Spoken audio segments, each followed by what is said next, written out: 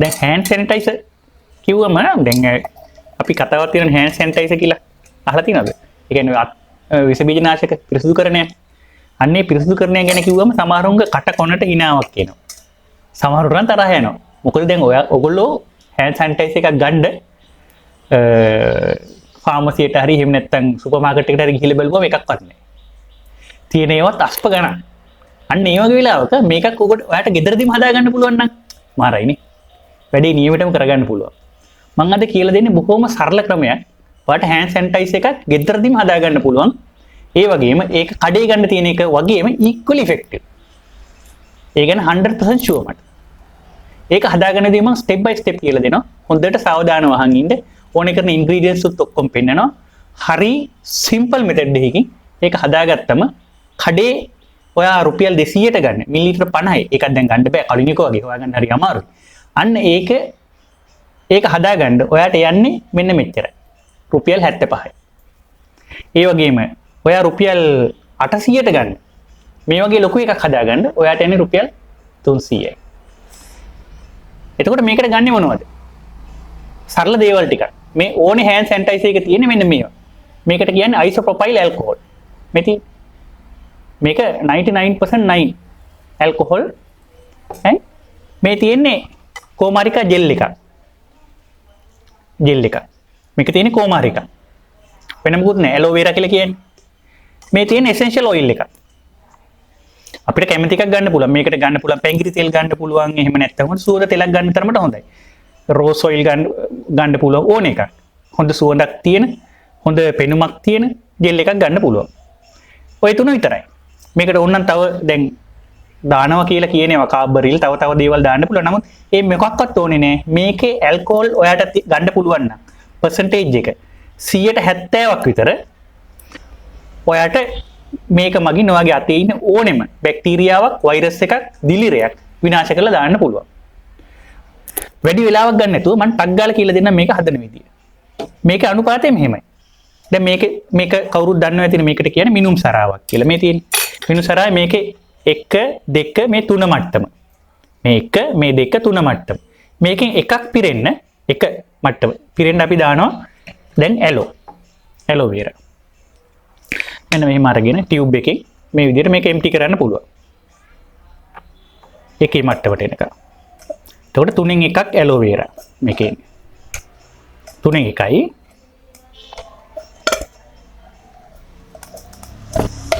හදිස්සුනොත් වැඩිපුර වැටෙන්නත් පුළුවන්.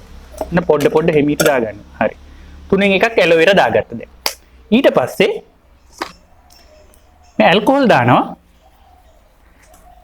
තව දෙකේ මට්ටමට එනකම්. 3 මට්ටමට එනකම්. මේ තියෙන්නේ 1 2 3. 1 2 3. 3 මට්ටමට එනකම්. ඇල්කොහොල් දානවා මෙන්න මේ විදිහට. 2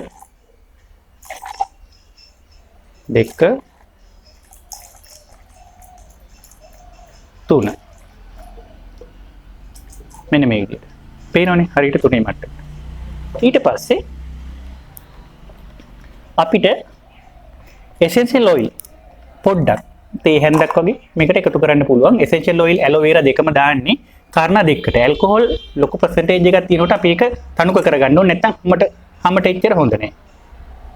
එතකොට essential oil දැම්මම මේක හැමේ රඳා පවතින ප්‍රමාණය වැඩි වෙනවා. අනිත් එක මේක රබ් කරන එකක් නේ. රබ් කරන මේ සැනිටයිස් එකක්. ඒකට අතේ රබ් කරන්නත් මේක පහසුයි ඔයිල් තියෙනකොට. අනිත් එක අත මොයිස්චරයිස් වෙනවා. ওই කාරණා දෙකට අතේ තෙතමනේ වැඩි කරගන්න පුළුවන්. ඒ වගේම රබ් කරන්න පහසුවක් දෙනවා. ඒක වැඩි වෙලාවක් මේ කාලයක් උත් අල්ලලා හිටිනවා. ඊට පස්සේ අපි මේක හොඳට රොඩ් එකකින් කලවම් කරගන්න ඕනේ. මෙන්න මේ විදිහට. මේක හොඳට කලවම් වෙනවා. රොඩ් එකකින් මෙහෙම කලවම් කරගන්න.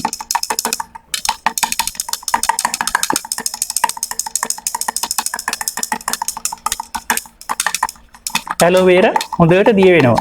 කොමාරිකා හොඳට දිය වෙනවා මේ ඇල්කොහොල් වල. ඊළඟ ඇල්කොහොල් එක තනුක වෙනවා. ඔයිල් එකේ මේකට මොයිස්චර් එකකුත් එකතු වෙනවා. මේ විදිහට. හොඳට තනුක කරගන්න පුළුවන්. බෝතලෙට දාලා පස්සේ ෂේක් එකක් දෙන්නත් පුළුවන්. ඊට පස්සේ හොඳට තනුක වුණාට පස්සේ මේක ආයේ මේ කැටි ගහන්නේ නැහැ. හොඳට තනුක කරලා හදා ගන්න පුළුවන්. මෙන්න මේම හදාගත්ත එක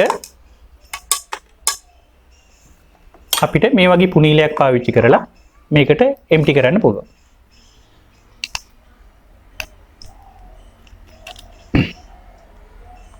විනාඩි 2ක්වත් ගියේ නෑ නේද? හරි සරල වැඩක්.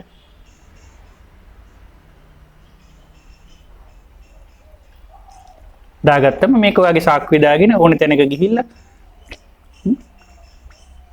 එළියට අරගෙන තමුන්ගේ අත සැනිටයිස් කරගන්න පුළුවන්. හොඳ hand sanitizer එකක් හදාගන්න විදිහ තමයි අපි අද ඉගෙන ගත්තේ.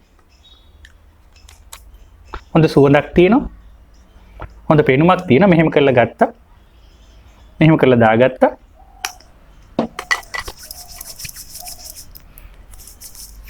බැක්ටීරියා නැහැ, වෛරස් නැහැ, දිලීර නැහැ. වැඩේ හරි. කොරෝනා වලට බය වෙන්න ඕනෙත් නැහැ. තව මේ වගේ හොඳ වැඩසටහනක් අරගෙන නැවත හමු වෙන බලාපොරොත්තු වෙන්න මම සමු ගන්නවා. මම ඩොක්ටර් නිශාන්ත කුමාරසිංහ.